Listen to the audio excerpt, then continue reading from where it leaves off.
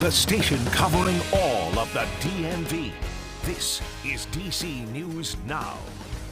Straight ahead on the news at noon, after a body is pulled from the rubble, a criminal investigation begins in Gaithersburg following an explosion there. And new details on the shooting that left 3 University of Virginia players dead. Good afternoon. Thank you for joining us for DC News Now at noon. I'm Annalisa Gale filling in for Mark Hall. It was a chilly start to our Friday. Meteorologist David Matson joins us now with the latest check on our forecast. I will say it was definitely a sunny start, though, Damon. That's the good news. Yeah, the sunshine made a lot of difference. No question about that, because, we need any bit of warmth we can get. No rest for the weary out there with the wind and the cold. And this weekend, the temperatures drop even more. Just how much colder are we talking? We'll let you know here coming up in just a bit. All right, thanks, Damon. Developing now, we now know 1 person is dead after that powerful apartment building explosion in Gaithersburg. Crews discovering the body yesterday as they continued to sift through the rubble and debris there. DC News Now's Christy Matino has a look at the latest.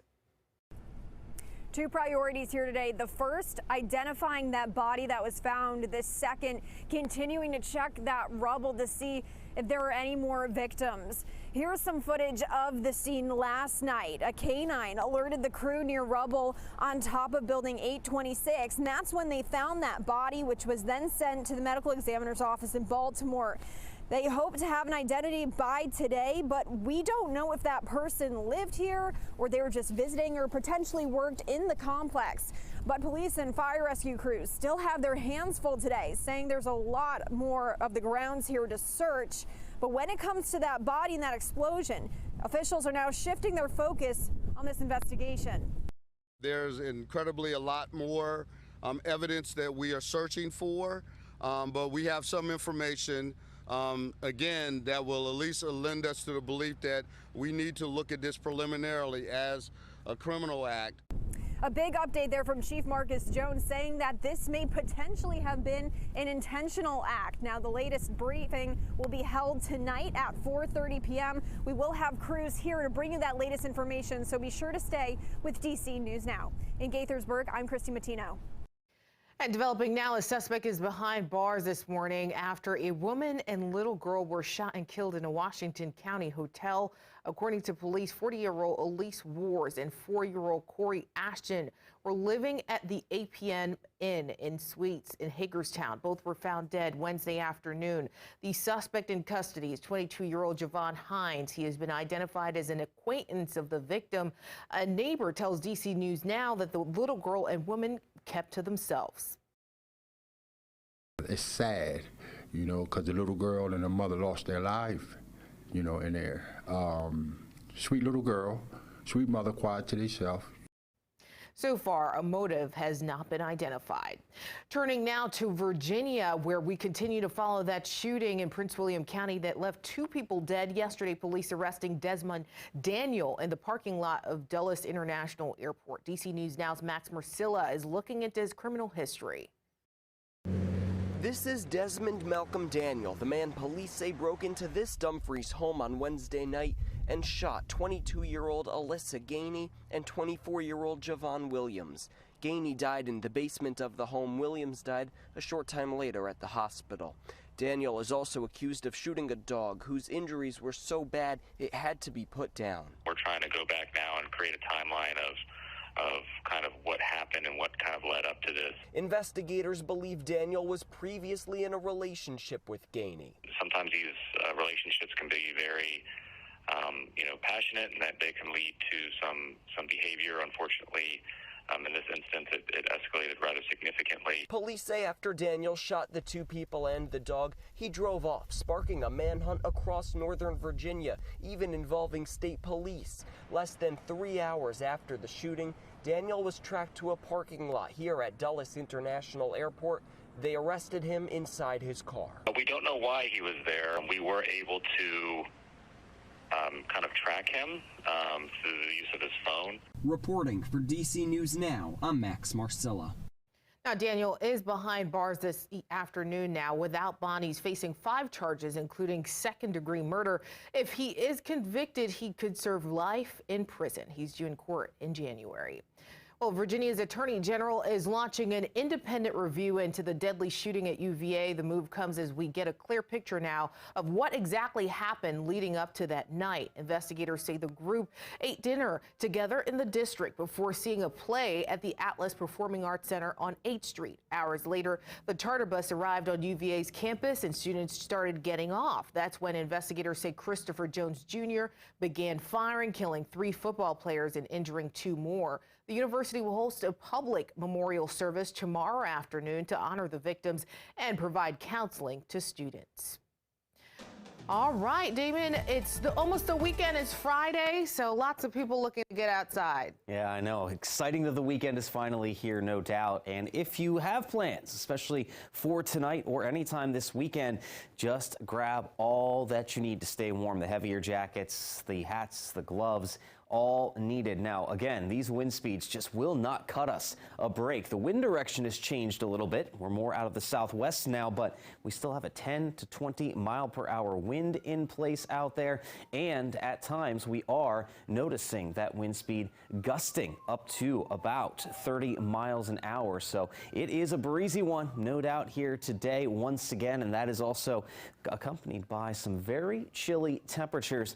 But as we push ahead here, will there be any relief from the wind as we move throughout the entire weekend, or is it here to stay? Again, we'll have a check on that full forecast coming up in just a bit. All right, thanks, Damon. 12:06 now. Virginia Governor Glenn Youngkin recently proposed standards changes to the state's history curriculum. Youngkin saying changes are to restore excellence and curiosity around learning history, but others believe they are politically motivated.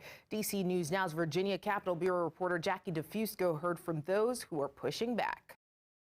Well, during more than 3 hours of public comment today, only one person spoke in support of newly released revisions to state history standards. The rest calling on the Board of Education to bring back an old draft that was crafted under former Governor Ralph Northam's administration.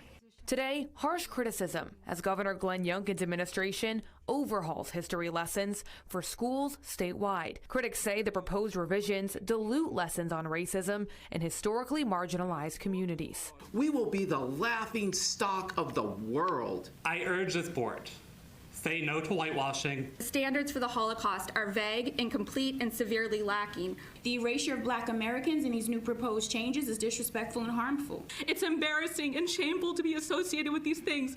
It is a shame that we even have to be here today to defend our history. The American Historical Association echoing concerns and endorsing previous proposed standards created with input from hundreds of experts and thousands of public comments over 2 years. State Superintendent Jillian Balow asked for more time to make edits after arguing the old draft was flawed. But Balow already backtracking on several mistakes in the new document. Martin Luther King Jr. Day and Juneteenth were accidentally left out of elementary standards at first, but have since been added back in. Now, Balow is apologizing for describing indigenous people as immigrants. And it was wrong. We will make sure that that is corrected. Balow also emphasizing that the draft standards currently being reviewed are broad learning goals that are no longer combined with a more detailed curriculum framework. She says they want everyone to feel represented by those lessons. I think that there's a lot of room not only to keep the voices that have already been heard in this process in the curriculum frameworks, but to build on those actually. Balow says she plans to reach back out to the speakers who have raised concerns, and she says that there will be a series of public input sessions before these draft history standards are finalized. For now, we're still waiting on the Board of Education to act. That meeting is ongoing. Reporting in Richmond, I'm Jackie DeFusco.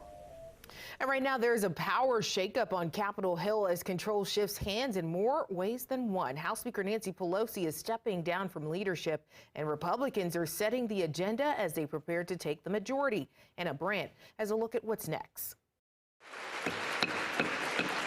The House will be in order. The most powerful woman in politics is taking a step back. For me, the hours come for a new generation to lead the Democratic caucus that I so deeply respect. Congresswoman Nancy Pelosi led House Democrats for nearly 2 decades and made history as the first woman to become Speaker of the House. Never would I have thought that someday I would go from homemaker to House Speaker. Fellow lawmakers celebrated her time as leader, and now they're looking for her replacement. The top candidate to take over Democratic leadership is Congressman Hakeem Jeffries, who would be the first Black Party leader. But Republicans will have the majority in the House, and Congressman Kevin McCarthy is poised to be the next Speaker. So either we're going to lead as a team or we're going to lose as individuals, and I think at the end of the day, we will lead as a team. Many Republicans want to start by investigating President Biden and his son Hunter Biden's business dealings. We want to know what the Biden administration is trying to hide from the American people and why they are not being transparent. Congressman James Comer and Jim Jordan are leading the charge, promising to dig deeper into the first family. I think there are all kinds of questions that need to be answered, and we're determined to get there. Again, that was Hannah Brandt reporting. Starting in January, a Republican majority House and a Democratic majority Senate will have to compromise to get any legislation passed.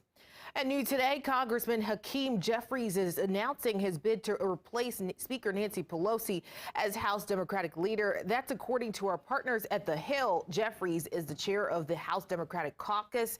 If he gets the nomination, he would become the first Black leader of either party in the history of Congress. Also developing now, North Korea has tested an intercontinental ballistic missile. According to the Associated Press, it showed the potential to strike the entire U.S. mainland. Vice President Kamala Harris was in Thailand this morning, meeting with Asia-Pacific allies there. It destabilizes security in the region and unnecessarily raises tensions. We strongly condemn these actions, and we again call for North Korea to stop further unlawful destabilizing acts. And we'll be sure to bring you President Biden's reaction and statements as soon as we get that in this afternoon.